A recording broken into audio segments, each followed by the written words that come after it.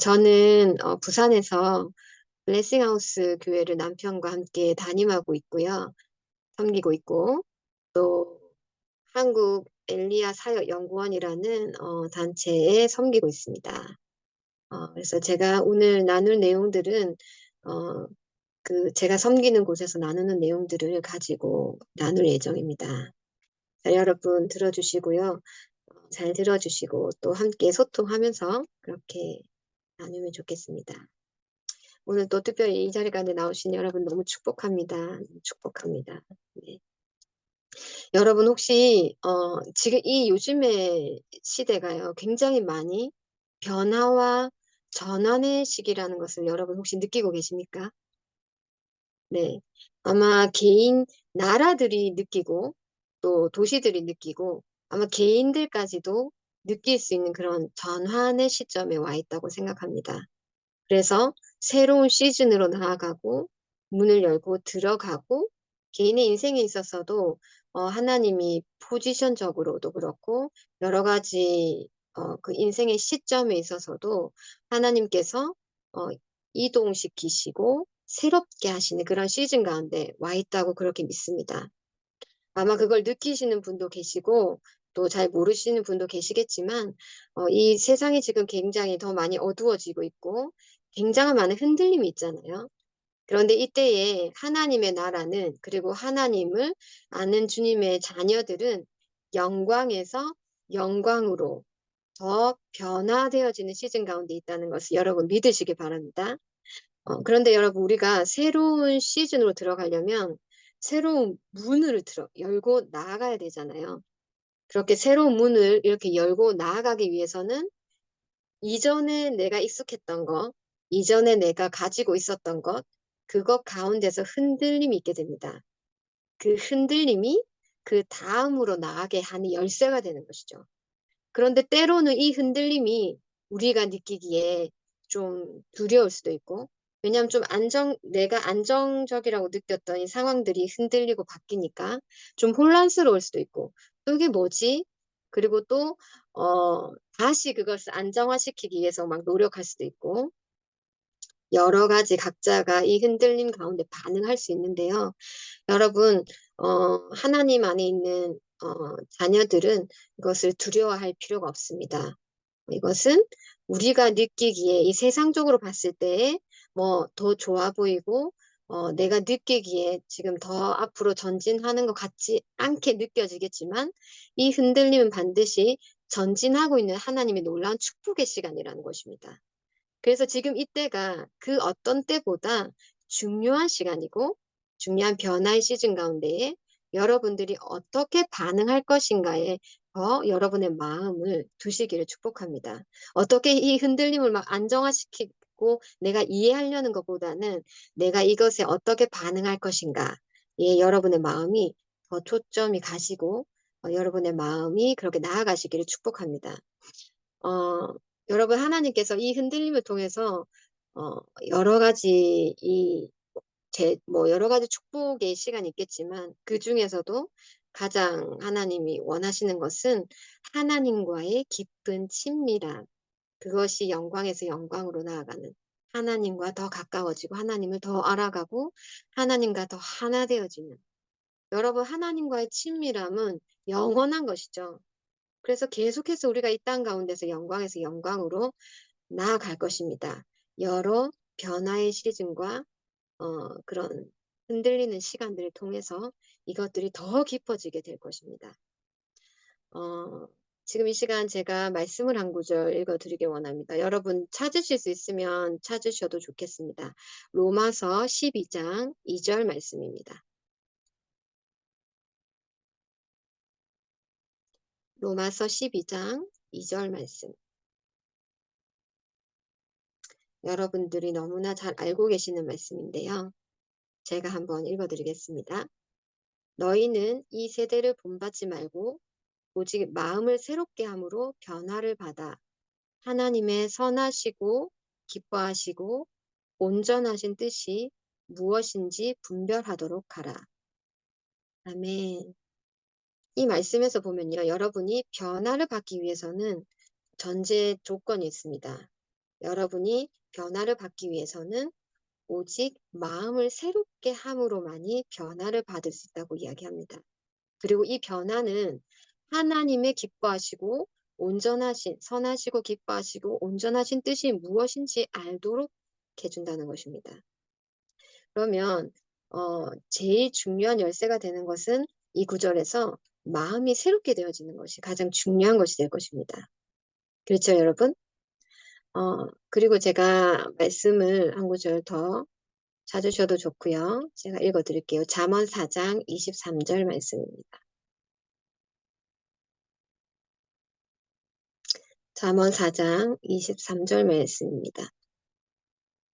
그 무엇보다도 너는 내 마음을 지켜라. 그 마음이 바로 생명의 근원이기 때문이다. 여러분, 우리가 변화된 상태, 하나님의 뜻을 분별하는 상태는 생명력으로 충만한 상태입니다. 그렇죠? 그런데 여기서도 이 마음이라는 것에 포커스가 맞춰져 있습니다. 그죠? 우리가 성경에 보면 마음을 다해 하나님을 사랑해라.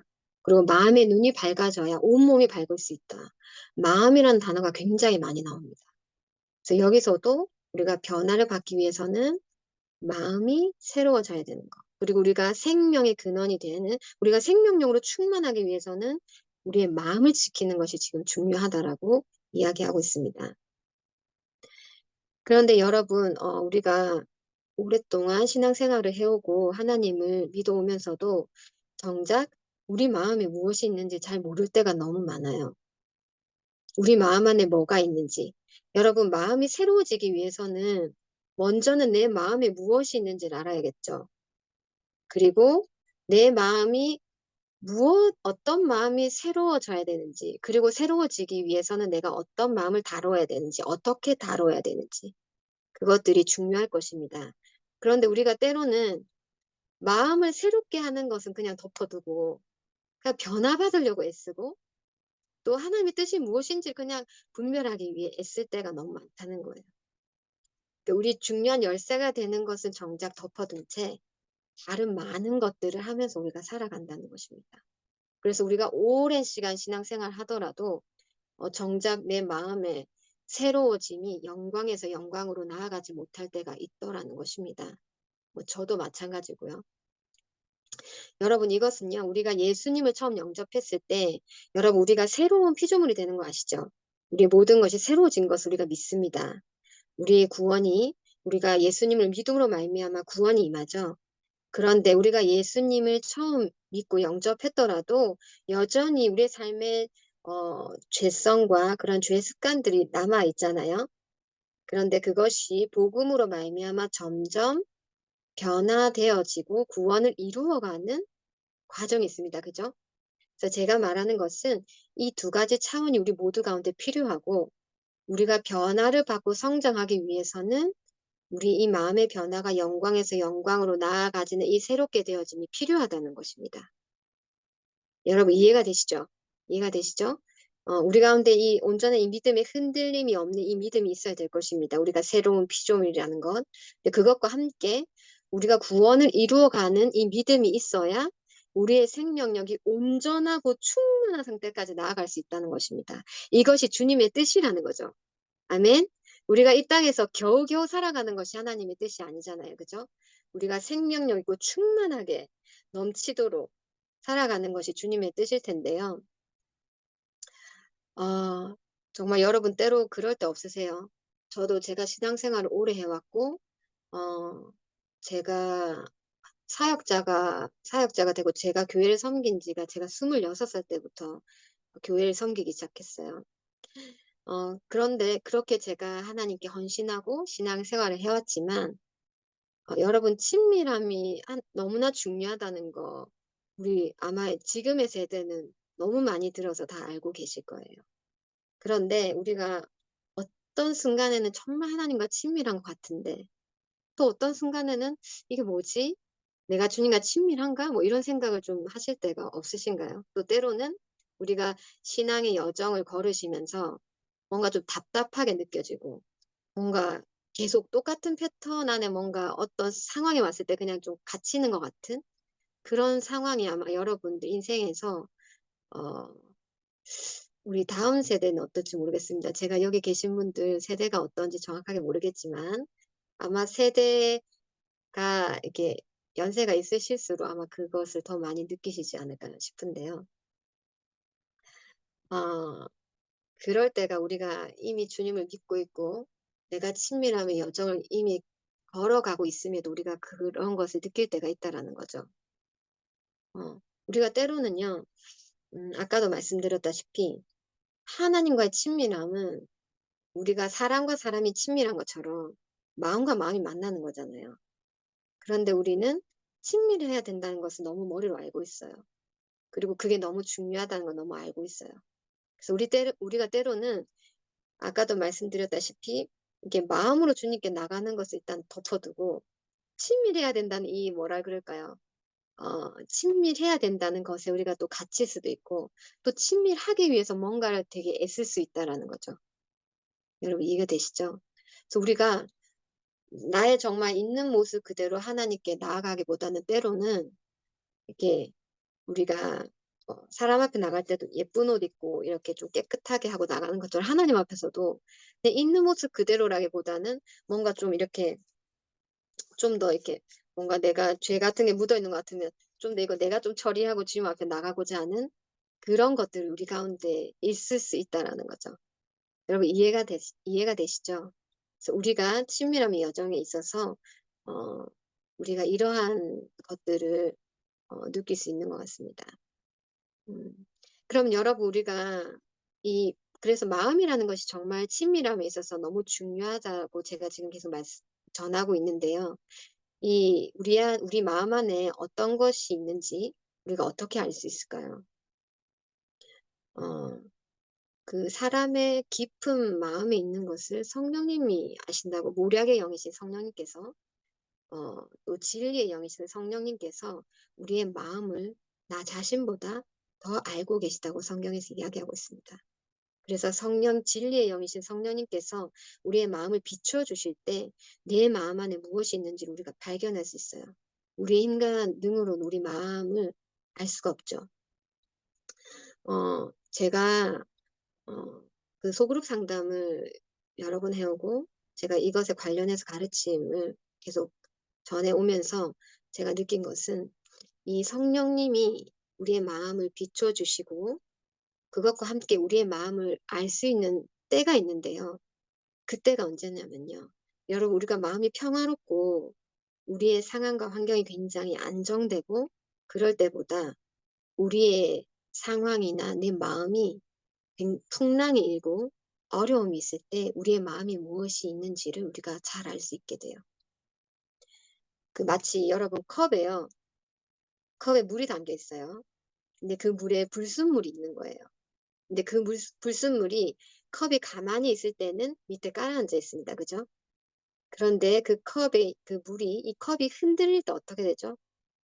깔아앉아 있던 그 불순물이 그 물 위로 올라오게 됩니다. 그 전에 이 불순물이 깔아앉아 있어서 물이 깨끗해 보이잖아요. 이 컵에 있는 이 물은 정말 깨끗한 것처럼 보여요. 그죠? 왜냐하면 그 불순물들이 깔아앉아 있기 때문에요. 그런데 흔들리면 어떻게 되죠? 불순물들이 위로 올라오게 되고 이 물은 더 이상 깨끗한 물이 아니게 되는 겁니다. 그때 성령님께서 왜 이것을 흔드시냐면 우리의 마음을 온전하게 깨끗하게 하기 위하셔서 그 불순물들을 걸러내주고 싶으셔서 우리 가운데 그런 흔들림을 허락하신다는 것입니다. 물론 하나님이 항상 그런 걸 허락하시는 건 아니시지만 그때 우리가 우리 마음 깊은 곳에 무엇이 있는지를 발견할 수 있게 된다는 것입니다. 또 말씀을 한 구절 더 볼 텐데요. 마가복음 4장 37절에서 41절 말씀입니다.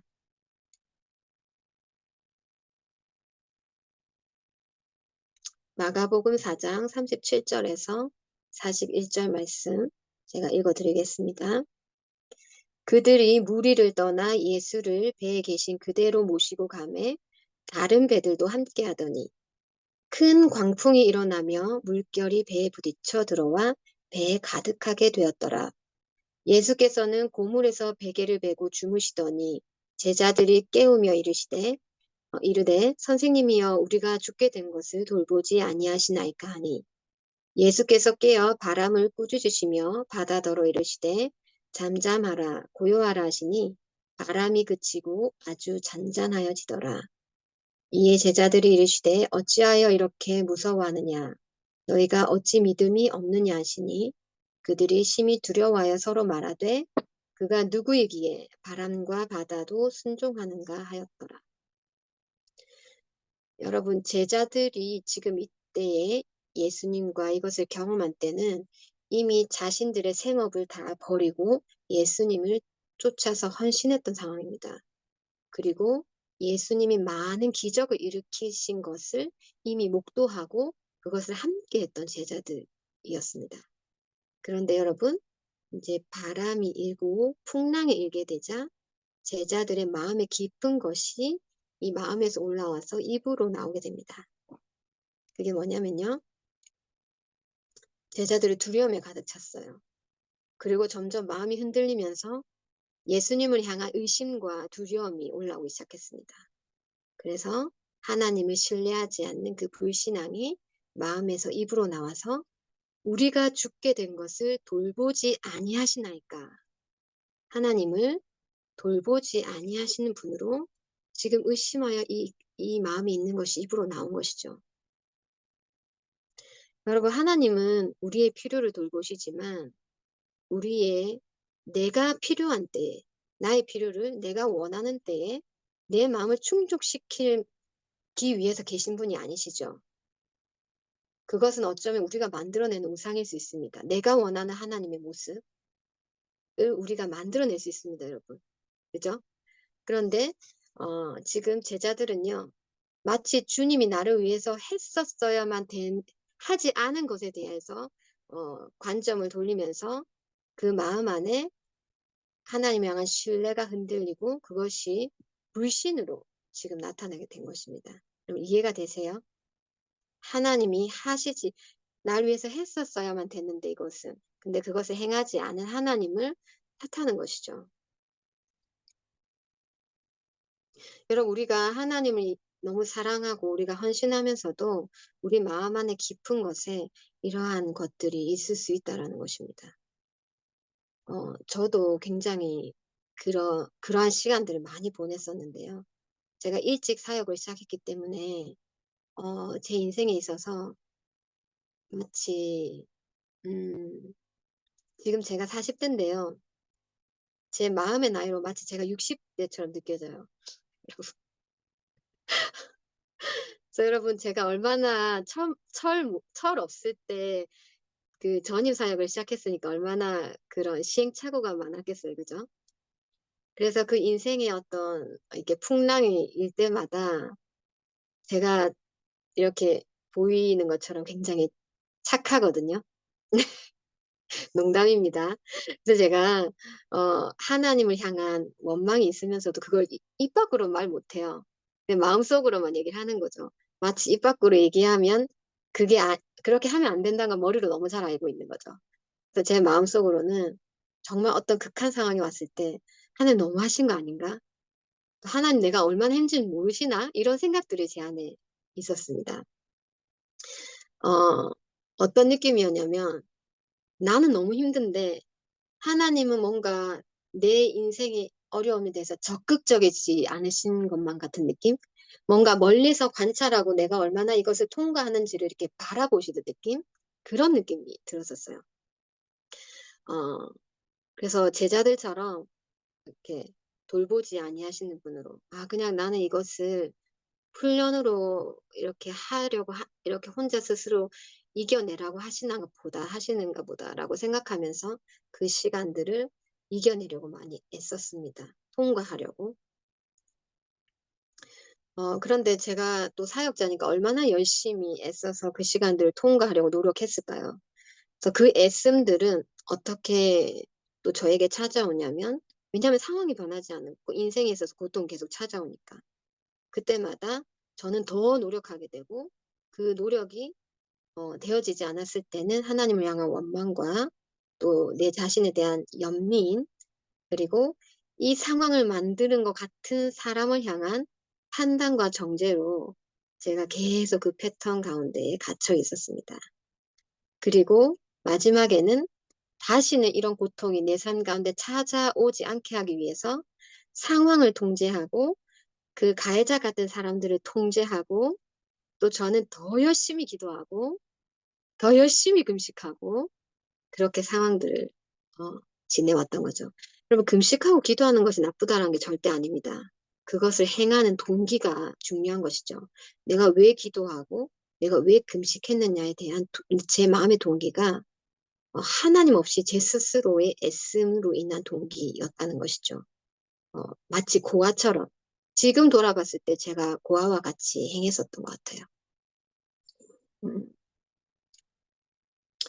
어, 제가 그런 선택을 반복적으로 할 때마다 하나님과의 친밀함 계속 거리가 멀어지게 되고 또 어쩔 때는 굉장히 친밀한 것 같지만 그 어떤 풍랑이 일었을 때는 더 하나님과 멀어지게 되는 그러한 삶의 패턴으로 제가 나아갔었고 그 고통이 찾아올 때마다 제가 하나님을 보는 제 시각이 더 왜곡된 시각으로 또 원수 마귀는 저의 이 패턴을 알고 있겠죠. 그러니까 얼마나 많은 공격을 했을까요? 저는 또 계속해서 그것에 동의하면서 그 거짓말과 진리가 아닌 것에 동의하면서 제가 그 시간들을 제 마음은 계속 더럽혀졌겠죠. 제 마음은 저의 선택들로. 그리고 여러분 한 번 선택한 것이 여러분 길이 난다는 거 아십니까? 여러분 마음과 생각에 여러분의 선택들이 길이 납니다. 그래서 여러분 다윗이요. 어, 그 정말 선한 왕으로서 다음에 다윗과 같았더라. 다윗과 같이 않았더라. 이 두 문장이 나오잖아요. 그래서 다윗이 길을 낸 것이 얼마나 중요한 것인지 모릅니다. 그런데 우리가 반복된 선택들을 하게 되면 그것이 길이 나고요. 내가 뭐 이거를 뭐 분별하고 하기 전에 이미 제 마음이 그곳에 가 있습니다. 제 선택이 이미 너무나 자동 반사적으로 그렇게 반응하고 있어요. 그런데 제가 사역자였고 정말 헌신한 사람이었음에도 불구하고 제 마음에 무엇이 새로워져야 되는지를 전혀 인지하지 못했어요. 전혀 인지하지 못했고 그냥 왜냐하면 이미 길이 나 있어서 너무 자동 반사적으로 그렇게 했고 그 시간이 조금 지나고 나면 여러분 저는 또 하나님을 사랑하고 예배하고 어, 또 정말 헌신한 사람으로 제가 살았기 때문에 더 제가 그것을 분별하기가 어려웠던 거죠. 어, 그래서 지금 제가 반응한 패턴들을 몇 개를 말씀드렸는데 그 패턴들 중에는 하나하나 사실 다뤄야 될 게 너무 많아요. 근데 그 중에서 한 가지만 제가 말씀을 드리면, 제가 고통 가운데에 또 우리 많은 분들이 고통 가운데에 그것은 뭐 어린 시절부터 시작해서 어린이 되기까지 뭐 트라우마적인 거 여러 가지 것이 될 수가 있겠죠. 그 상황 가운데서 우리는 너무나 자연스럽게 하나님 왜 나한테 이런 일을 허락하시지? 왜 하나님 어디 계셨지? 이런 생각들을 사실 우리가 하게 됩니다. 그것은 우리의 시각을 하나님을 향한 우리의 진리의 시각을 왜곡시킵니다.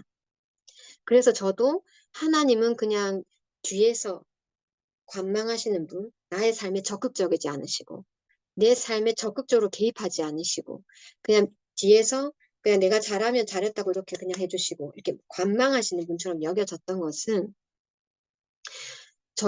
제가 어린 시절부터 저의 가정 환경이요. 저희 아버지의 그런 반부재 상황과 그리고 그런 양육에 있어서의 그런 방관, 멀리 계시는 그런 제가 환경에서 제가 자라왔어요. 양육되어졌습니다. 어, 그런데 제가 예수님을 초등학교 때 믿게 되고, 20살 때 하나님을 더 깊게 만나게 되고, 정말 극적으로 만나게 되고, 그런 시간 가운데 계속 하나님을 사랑해왔음에도 불구하고 제 마음 깊은 곳에 하나님을 바라보는 그 시각이 어, 제가 어릴 때부터 제가 해왔던 그 습관과 그 길이 나 있었던 것이 여전히 내 삶 가운데 깊이 자리 잡아서 어떤 결정적인 순간 내가 정말 다음의 시즌으로 나아가야 되는 어떤 결정적인 순간에 제가 다시 그 패턴으로 돌아가서 그것을 선택했었다는 것입니다. 그래서 여러분이 흔들림의 시간이 왜 중요하냐면 여러분의 마음에 무엇이 있는지를 우리가 발견할 수 있고 또 우리가 선택을 다르게 할 수 있는 시간이라는 거예요. 여러분 우리가 새로운 시즌으로 나가고 그 문을 지나가기 위해서는 그것을 감당할 수 있는 우리의 마음의 힘이 필요합니다. 우리 내면의 힘이 필요해요. 그런데 우리가 계속 고통 가운데 우리가 거짓말과 왜곡된 신앙을 선택해 왔다면 그 힘이 우리 가운데, 그것을 직면할 힘이 우리 가운데 없어요. 그래서 내가 머리로는 알고 있고 너무 애쓰지만 그곳으로 지나갈 수 없고 들어갈 수 없게 된다라는 것입니다. 어, 그래서 우리가 여러분이 그러한 시간에 또 여러분이 관계 가운데 상황 가운데 어려움이 있을 때에 여러분의 마음을 주의 깊게 한번 보실 수 있기를 바랍니다. 그런데 여러분 우리가 어, 마음으로 소통하고 마음으로 관계하는 것이 우리 가운데 익숙지 않은 사람들은 자신의 마음이 뭔지 진짜 모를 때가 많아요. 너무 머리로 생각으로 살아왔다면 그리고 우리가 얼마나 바쁘게 살아갑니까? 우리가 마음을 충분히 볼 시간은 얼마나 우리가 이렇게 얼마나 이렇게 충분히 볼 수 있는 시간이 없이 우리가 살아갑니다. 너무 바쁘게요. 특별히 우리 한국 사람들도 빨리빨리 이렇게 살아가는 환경이 있잖아요. 그래서 우리가 그것에 익숙하지 않으면 때로는 우리가 마음을 주의 깊게 봐도 잘 모를 때가 있어요. 그럴 때는 우리가 그것을 같이 봐줄 수 있는 몸이 필요합니다. 우리가 신뢰할 수 있는 영적 지도자라든지 또 이것들을 함께 봐줄 수 있는 또 은사를 가지신 또 상담해 줄 수 있는 사람들이 우리 가운데 필요한 것이죠. 그렇게 우리가 서로 도움을 받을 수 있습니다. 그래서 제가 이제 하나님을 제가 이제 제 마음 안에 어떻게 제가 반응하고 있는지 제가 인지를 하게 됐어요.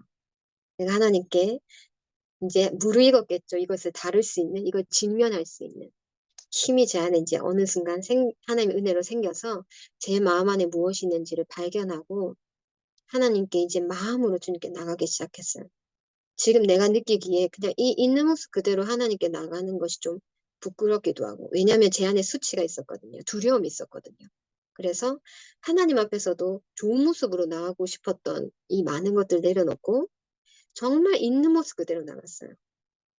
정말 하나님 지금 제가 느낌이 이렇고요, 저렇고요. 정말 자연스럽게 내 마음에 있는 것을 그대로 하나님께 나의 고통을 때로는 우리가 고통이 있다는 것도 인정하고 싶지 않을 때가 있지 않으세요? 내 마음에 고통이 있다는 것도 여러분 우리가 피하고 싶을 때가 있어요. 인정하고 싶지 않을 때가 있어요. 내 스스로가 나의 연약함을 용납하지 못하는 때가 있습니다, 여러분.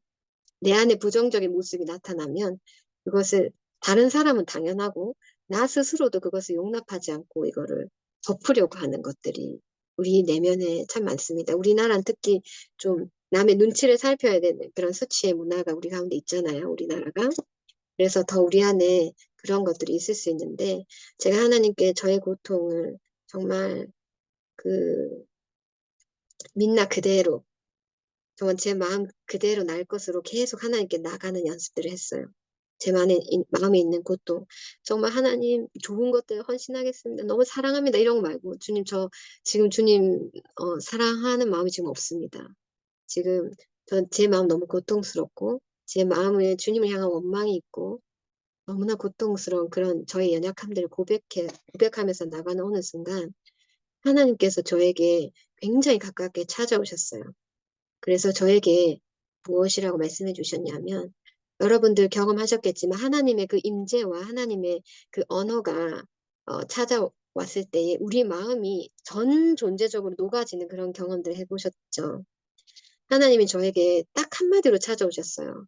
뭐라고 하셨냐면 미안하다. 미안하다는 그 단어 한마디로 저에게 찾아오셨어요. 근데 제가 그때는 그 단어에 너무 압도되어서 그냥 제 마음이 다 녹아내렸어요. 이게 뭔지 그냥 울면서 그냥 주님께 제 마음이 다 녹아내려서 저희 아버지를 용서하고 또 하나님을 원망했던 마음도 다 씻어내리고 제 마음이 그렇게 부드럽게 녹아내렸는데 제가 지금 그 시간이 지나고 돌아봤을 때 어, 그 미안하다는 단어에는 두 가지 뜻이 포함되어 있었던 것 같아요. 첫 번째는 제 육신의 아버지를 대신해서 저에게 용서를 구해 주셨던 것 같아요. 제 육신의 아버지는 제 곁에 없고 제 마음이 어, 고통스러웠다는 것을 하나님이 아셨으니까 제 대신해서 아마 용서를 구해 주셨던 것 같아요. 그리고 두 번째는 여러분 그런 거 아세요? 자녀를 키워보시면 아시는데요. 자녀가 부모에게 이렇게 얘기할 때가 있어요. 엄마가 이렇게 나한테 할 때에 내 마음이 이렇게 좀 힘들었어." 이렇게 얘기할 때가 있어요. 그럼 부모가 뭐라고 얘기하죠? 어 엄마가 행한 것은 잘못한 게 하나도 없어. 네가 느낀 그렇게 느낀 네가 잘못이야." 이렇게 얘기하지 않잖아요. 부모가 뭐라고 얘기하죠? "엄마가 그런 의도는 없었지만 네가 그렇게 느꼈다면 너무 미안하다." 이렇게 말하잖아요, 부모가. 그런 것처럼 하나님이 저에게 그렇게 말씀해 주시는 것 같았어요. 하나님이 저에게 이 고통을 허락하신 것도 아니시고 의도적으로 이것을 고통을 주신 게 아니시지만 "네가 그렇게 힘들었다면 정말 내가 미안하다." 이렇게 말씀해 주셨던 것 같아요. 우리 하나님 너무 겸손하시죠. 왜냐하면 하나님이 어떤 위치에 있다는 것보다 자녀의 마음이 고통스럽고 그 고통에서 이렇게 그 고통을 해결해 주기 원했던 마음이 더 크신 거죠. 부모의 마음은 그런 거잖아요. 자녀의 마음이 더 중요하잖아요. 그래서 아마 하나님의 마음이 어 미안하다라는 그 단어로서 저에게 그렇게 왔던 것 같아요. 그래서 제 마음의 고통이 너무 용납되었고 제 있는 모습 그대로가 용납되었고 제 마음이 녹아진 상태에서 제가 하나님을 왜곡된 시각으로 바라봤던 것을 회개하고 또 부모를 미워했던 것, 하나님 원망했던 것을 회개하고 또 부모님을 용서해 드리고 또 가해자들, 이 저에게 고통을 준 것만 같은 그 모든 가해자들을 용서하고 회개하고 또 제 마음 깊은 곳에 하나님은 정말 돌보시는 분이시고 내 삶에 적극적으로 개입하시는 분이시고 특별히 제가 힘든 순간에는 더 적극적으로 개입하시는 분이시다라는 그 진리가 생명 안에서 저의 전 존재적으로 오버플로잉이라고 하죠. 제 온 전 존재가 반응하게 되는 그런 시간들이 저에게 있었습니다. 이것이 머리로 아는 것이 아니라 제 마음과 영이 온전히 살아나서 그것에 대해서 반응하는 것이죠. 여러분 이렇게 되면 풍랑이 오더라도 여러분 우리가 하나님을 의심할 수 없습니다. 왜냐하면 나의 전 존재가 진리에 정렬되어 있기 때문에 나의 깊은 마음이 그 진리와 완전히 하나 되어 있기 때문에 그 어떤 풍랑이 와도 흔들릴 수가 없어요. 만약에 여러분들이 흔들린다면 우리 마음을 다시 돌아봐야 될 것입니다. 우리가 때로는 지금 내가 은혜가 있어서 나는 그런 거 없을 거야라고 생각하실 수도 있는데 여러분의 삶의 마음의 열매를 보신다면 여러분 좋은 것을 심은 것에서 좋은 열매가 난다고 성경에서 분명히 말씀하고 있죠. 그래서 여러분들이 여러분의 마음의 상태에 무엇이 있느냐에 따라서 여러분들이 그것을 분별하실 수 있을 거라고 생각합니다. 그리고 제가 그것에서 자유하고 보니까 저의 사고방식이요. 뭐라고 한마디로 표현할 수 있냐면요. 여러분 따라해 보실까요? 피해자의 사고방식. 피해자의 사고방식. 여러분 원수가요. 하나님 우리 가운데 피해자라는 정체성을 주신 적이 없어요. 성경에 우리는 피해자라고 얘기하는 너희들은 피해자야라고 하는 정체성을 주신 적이 없습니다. 그런데 우리는 이 땅에 살아가면서 얼마나 많은 피해자의 정체성을 우리가 끌어안고 살아가는지 모릅니다. 관계에서, 하나님과의 관계에서, 사람과의 관계에서, 상황에서 내가 뭔가 부족하고 결핍되어져 있고 내 스스로 내 자신에게도 그 거짓말을 씌우죠. "너는 부족해. 너는 할 수 없어. 너는 뭐 한계가 있어. 넌 여기까지야." 그 외에도 "아무도 날 몰라. 내가 얼마나 고통스러운지 아무도 이해할 수 없어." 그리고 어 뭐 "우리 목사님은 우리 선생님 날 사랑하지 않아. 관심이 없을 거야. 또 저 사람은 언젠가 나의 약점 보면 거절할 거야. 나는 혼자야." 뭐 이런 "어떻게 그럴 수 있어." 이 모든 말들이 사실은 그 피해자의 사고방식에서 나오는 생각들입니다. '저 사람 너무 이기적이야.' 이런 판단, 저 사람을 가해자로 만드는 거죠. 그죠? 그 사람이 이기적이기 때문에 누가 힘들다는 것입니까? 내가 힘들다는 것이죠. '내가 어떻게 했는데 역시 어쩔 수 없구나. 또 나를 이용하는 건가?' 뭐 하여튼 이런 뭐 내 '다시는 내가 그렇게 사랑해 주지 않을 거야.' 뭐 이런 말들요. 이런 말들이 어 우리가 가질 수 있는 피해자적인 사고방식입니다. 원수가요. 저희를 괴롭힐 때요. 여러분 아까도 제가 말했지만 제가 갇혀 있다고 했잖아요. 그 고통에서 나올 수 없게 원수가 제 안에 이런 패턴들을 만들어 놓으면 원수가 저를 공격하기 너무 쉬워요. 그냥 저를 그 안에만 그냥 넣기만 하면 그 자동적으로 자동 반사적으로 저희가 생각에 길이 나 있다고 했잖아요. 원수가 뭘 할 필요가 없어요. 그냥 제가 그 안에 가둬져서 그 패턴으로 가게 되면 동일한 패턴 가운데 계속 제 인생이 그렇게 흘러갈 수 있다는 거예요. 원수가 저한테 그것을 공격하고 제가 그것에 동의해버리면 이제 저는 자유함이 없는 거죠. 저는 피해자라는 정체성을 가지고 살아갈 수밖에 없게 되는 거죠. 그래서 하나님은 우리 가운데에 우리 마음에 있는 것을 보게 하시고 또 하나님에 대한 왜곡된 시각들은요. 여러분들이 좀 인지하실 수 있게 제가 예를 들어서 지금 말씀드리는 거예요. 뭔가 잘못을 이렇게 잘하고 있는데 한 가지 잘못한 거 이런 걸 지적하실 것만 같은 분이라든지 아니면 대화가 잘 안 되시는 답답한 분이라고 생각하실 수도 있고 아니면 나 말고 항상 다른 사람들을 더 관심 있게 보고 어, 나를 뭔가 나를 이용할 것 같은 하나님 또 하나님은 뭔가 하나님의 그런 법에만 나를 통제하시고 내 자유를 빼앗아 가시는 그런 분 또 음, 나의 일에는 뭐 별로 관심이 없는 분 뭐 또 하나님 제가 힘들 때 어디 계셨나요? 왜 이런 일들 허락하시죠? 이런, 이런 생각들이 우리가 하나님을 향해서 진리로 나아가는 것을 방해하는 하나님과의 친밀함으로 더 깊이 들어가는 것에 방해가 되는 우리가 새로워져야 되는 그런 마음의 생각들입니다. 제가 상담했던 한 분의 이야기를 한 가지 더 하나 더 나누길 원해요. 그분은 항상, 어, 음, 그분의 생각에는 그런 생각이 있었어요. 항상 하나님은 나보다 내 남편이나 내 자녀들, 나보다 다른 사람을 더 사랑하신다는 생각이 있었어요. 그런데 그분이 평소 때 괜찮아요. 하나님 나를 너무 사랑하시고, 하나님 나 너무 가까이 계시고, 그런 은혜의 시간이 있기 때문에 자기의 마음 깊은 곳에 그런 생각이 있다는 것을 인정할 수 없고, 또 머리로는 그것 생각들을 통제하고 있기 때문에 그것들을 발견하지 못하셨어요. 그런데 그것을 발견할 수 있는 인생의 엄청난 사건이 이, 이 자매님의 삶 가운데 일어나게 돼요. 그래서 어, 그 사건을 가정해서 이제 남편이 이 자매님을 굉장히 힘들게 하는 상황이 생겼는데 하나님이 그 남편을 용서해주고 그 남편을 도와주라는 음성을 주셨는데 이 자매님 마음에서 어떤 마음이 생겼냐면 아니 하나님 이 남편이 잘못했는데 왜 제가 용서해야 되고 왜 내가 그 남편을 도와줘야 되죠? 아 하나님 역시 나보다는 다른 사람 나를 뭔가 더 나는 항상 두 번째 자리군요.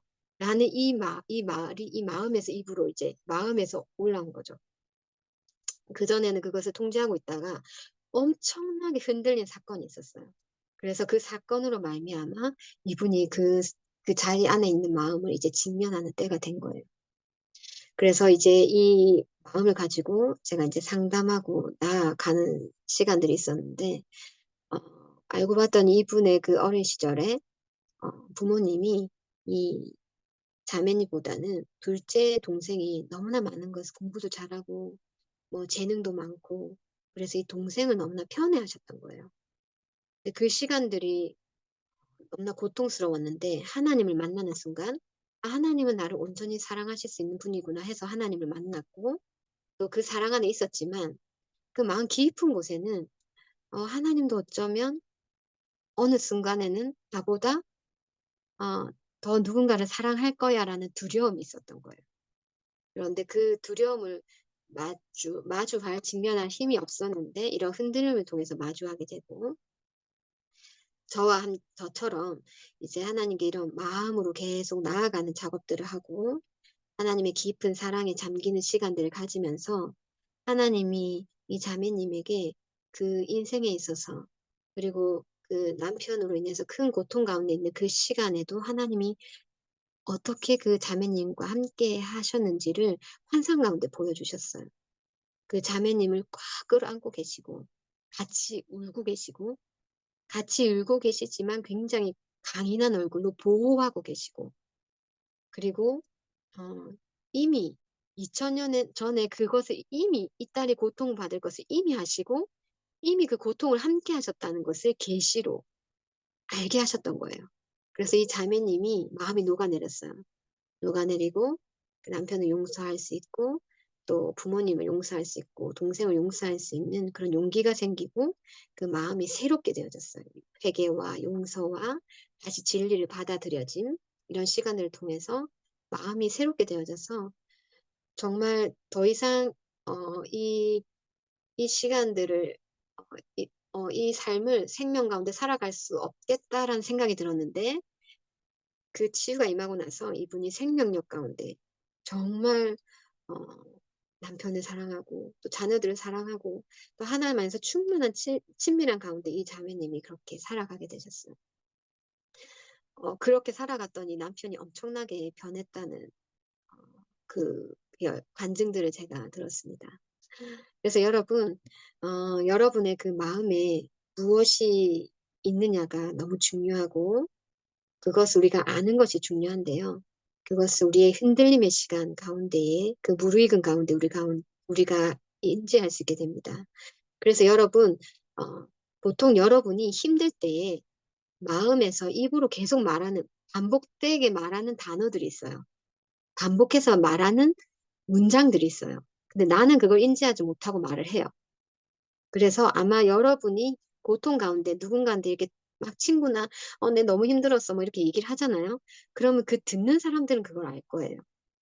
그래서 여러분들이 그분들에게 뭐 도움을 받으셔도 되고. 근데 솔직히 남자분들은 마음이 힘들 때 그냥 참으시죠. 이게 사람마다 좀 다른데 남자분들이 사실 조금 더 어려워요. 이 마음에 있는 것을 알기가. 왜냐하면 여러분 남자들은 울면 안 돼. 또 힘든 거, 약한 것을 보이는 건 굉장히 수치스러운 거라는 문화가 있잖아요. 그래서 남자분들이 사실은 이것을 아는 것이 더 좀 어려울 수 있는데, 어, 제가 추천하는 것은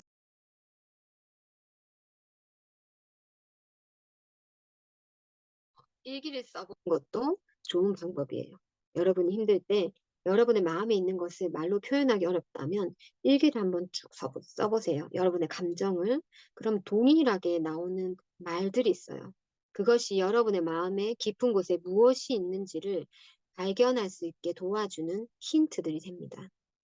그래서 여러분들이 어, 친밀함, 하나님과의 그 더 깊은 친밀함, 영광에서 영광으로 나아갈 때에 우리가 다른 많은 것을 할 수도 있겠지만 여러분의 마음 정말 큰 변화를 원하신다면 그리고 정말 저와 같은 어떤 치유의 경험이 없으시다면 더 그리고 우리 다음 세대 같은 경우에는 이 마음을 새롭게 하는 것에 여러분이 음, 더 나아가실 수 있었으면 좋겠습니다. 그것이 여러분 가운데에 정말 어, 큰 돌파를 줄 거라고 그렇게 생각이 듭니다. 제가 이 진리의 변화가 있고 나서요. 제가 이제, 더 이상 내 삶에서는 이제 피해자의 정체성은 없다. 그리고 저에게는 오직 이기는 자, 하나님이 우리를 이기는 자의 정체성을 주셨죠. 다스리는 자의 정체성을 주셨습니다. 그래서 제가 이제 어려운 순간이 왔을 때 여러분 제 삶에 그렇다고 치유를 받았다고 어려운 상황이 없는 것이 아니죠. 제 삶에 여전히 어려운 것들이 있습니다. 그렇지만 제가 그것을 대하는 저의 태도가 완전히 달라졌어요. 그래서 제가 그 다음으로 나갈 수 있게 되는 거예요. 그 문제들을 다스리는 차원으로. 그 다스림이 계속되면 여러분 어떻게 될까요? 다른 문들이 열리겠고 상황은 변화될 것이고 그것이 어느 순간 가다 보면 정말 놀라운 하나님이 나를 지으셨고 나를 부르신 그 부르심과 하나님이 나를 이 땅에 보내신 충만한 그 목적과 계획하신 가운데로 제가 나아갈 수 있게 된다는 것입니다. 제가 그 전에는 맨날 똑같은 패턴 가운데 답답함을 느꼈다면 지금은 저의 가운데 어려움이 있다 하더라도 제가 전진하는 것을 느껴요. 하나님이 적극적으로 개입하심을 제가 느낄 뿐만 아니라 제 자신이 이것을 다스리고 있다는 것을 제가 느끼면서 살아갑니다. 그리고 저는 또 제 마음이 더 새로워지길 원하고 여러분 우리가 영광에서 영광으로의 차원은 영원한 것입니다. 그죠? 계속 하나님과의 깊은 친밀함, 끝이 없죠. 그래서 지금도 저는 제 마음이 새로워지기 위해서 제 마음을 잘 봅니다. 특별히 저에게 부정적인 감정이 찾아왔을 때. 그리고 제 마음이 흔들리거나 어떠한, 음, 제 마음이 어떤 상황이 막 흔들리지 않더라도 제 마음에 부정적인 감정이 찾아왔을 때는 제 마음을 반드시 살핍니다. 제 안에 무엇을 다뤄야 될지, 무엇을 새롭게 해야 될지. 제가 다른 것을 애쓰지 않아요. 그런 상황이 찾아왔을 때 저의 부정적인 감정들을 덮으려고 애쓰지 않고 그 부정적인 감정을 없애고 다시 사랑하기 위해서 막 애쓰는 것보다 제 마음을 새롭게 하면 사랑하는 계명을 할 수 있게 돼요. 그래서 음, 여러분 그 마태복음 5장 8절에 보면요. 마음이 청결한 자는 복이 있나니 그들이 하나님을 볼 것임이요 라고 되어 있습니다.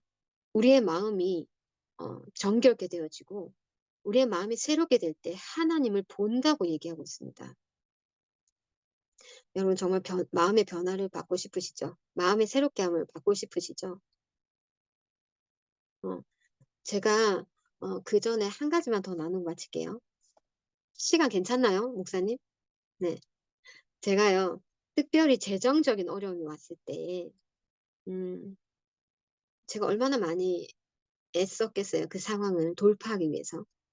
제가 그런 상황이 온 것에 대해서 많은 사람들이 의견이 있었고, 제가 어려움이 왔을 때마다 제 안에 수치도 같이 왔었어요.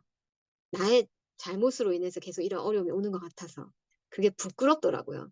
그리고 다른 사람들이 뭐가 부족해서 그래, 중보기도가 부족해서 그래, 뭐가 부족해서 그래, 이런 말들이 저로 말미암아 굉장히 더 수치에 놓이게 하더라고요. 그럴수록 저는 더 애쓰면서 나아갔겠죠. 그런 재정적인 돌파를 위해서. 그런데 아, 정말 그 재정이 어려운 가운데, 특히 자녀들을 두고 재정이 어려운 가운데 있을 때, 그날도 그런 압박감 있죠. 그런 재정적인 어려움의 그런 압박감. 여러분 꼭 재정이 아니더라도 어떤 상황에 몰리면 굉장한 압박감이 오잖아요. 그런 압박감 가운데서 제가 이렇게 고심하고 있지 운전을 하고 가고 있는데 제가 원래 불법을 잘 행하지 않는데 갑자기 그날 그 도로에서 일주일 전인가 뭐 법이 바뀌어가지고 제가 그걸 모르는 상태로 제가 스티커가 끄인 거예요. 그래서 7만 원이라는 벌금이 나온 거예요. 그래서 제가 그 상황에서 제 마음이 또 어떻게 반응을 했겠어요. 너무 자동적으로 하나님 제가 힘든 거 모르세요. 어떻게 이러실 수 있죠? 제가 이렇게 되면서 그 한이라고 하죠. 제 마음의 고통이 그 마음 깊은 곳까지 그 찌르는 그런 어떤 그 고통이 제 마음에 찾아오는 거예요. 그래서 제가 와 그때 정말 꺼이꺼이 울었던 것 같아요. 그 차 안에서 이제 그 경찰 아저씨를 보내고 나서 와, 그 7만 원이라는 돈이 얼마나 큰 돈이에요. 그랬던 제가 치유를 받고 여전히 제 삶에도 또 어려울 때가 있습니다. 그런데 지금 제가 어떻게 반응하냐면요, 여러분. 이제 더 이상 하나님이 나를 돌보시지 않는 분이라는 그 싸움은 저 안에 없어요. 여러분, 하나님은요, 정말 우리를 사랑하셔서 우리를 향한 그냥 놀라운 계획밖에 안 갖고 계신 분이에요. 정말로. 우리가 그냥 앞으로 깨져도 뒤로 깨져도 그 모든 것을 그냥 손으로 그냥 돌려서 바꾸실 수 있는 분이에요. 정말 이게 진리입니다. 정말 원수는요, 계속 이것을 속이려고 해요. 하나님이 그런 것처럼. 자기가 그래 놓고.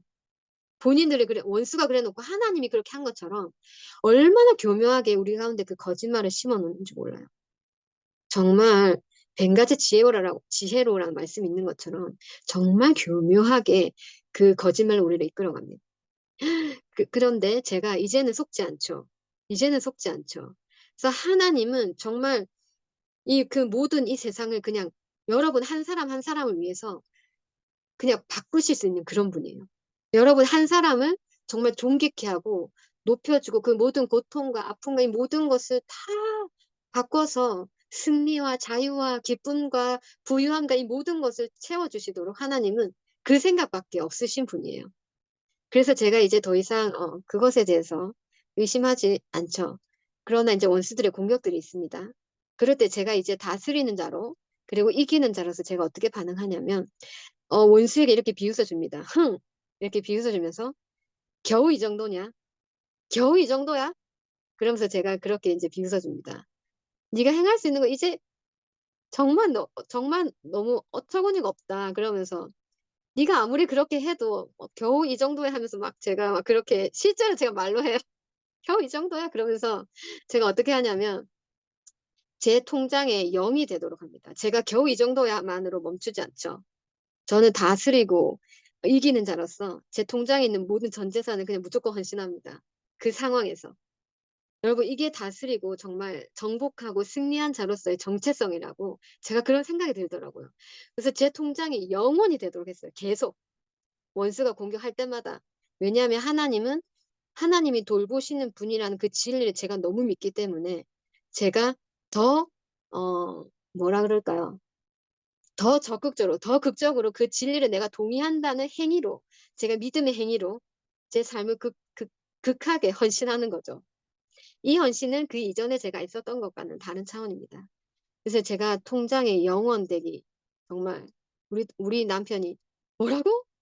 이렇게 놀라면서 제가 그렇게 다스리는 자로 나아갈 수 있는 은혜가 정말 있었습니다. 그래서 하나님이 음 저만 다스리는 게 아니라 여러분 저만 다스리는 자가 된 것이 아니라 제가 다스리고 이기는 자가 됐더니 제가 그 재정을 흘려보내면서 누군가도 하나님을 통해서 돌봄을 받는 자가 되게 하고 누군가도 승리하는 자 또 다스리고 그 진리 가운데 나아갈 수 있도록 제가 행하는 자가 된 거죠.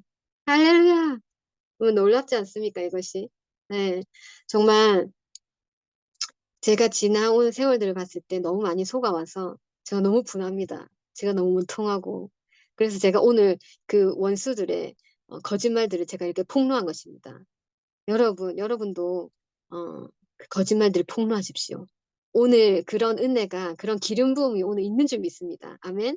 그리고 우리가 나중에 헌금 시간도 가질 텐데 여러분 너무 귀한 땅입니다. 너무 귀한 어 우리 애아들 기름 부음 스쿨이 너무 귀하죠. 다음 세대를 위해서 하나님께서 또 이때에 여시는 그러한 땅인 줄 믿습니다. 그러한 하나님의 안전하고 정말 여러분 심었을 때 정말 거두실 수 있는 그 은혜가 있는 정말 좋은 곳이라고 저는 생각합니다. 그래서 여러분 억지로 하지 마시고 절대 억지로 애씀으로는 하지 마시고요. 여러분 마음의 자원함과 기쁨으로 하나님 말씀하시는 것, 하나님 음성을 들으시고 하나님 말씀하시는 것들을 그렇게 심으실 수 있기를 축복합니다. 그래서 여러분 제가 이렇게 오늘 나눈 것이 얼만큼 도움이 되셨는지는 모르겠어요. 그렇지만 아주 작은 출발이 된다면 너무 좋겠고요. 그리고 또 여러분들이 어떤 흔들림의 상황에서 여러분들이 어떻게 반응할 것인가에 대한 도움이 되셨다면 너무 감사할 것 같습니다. 네.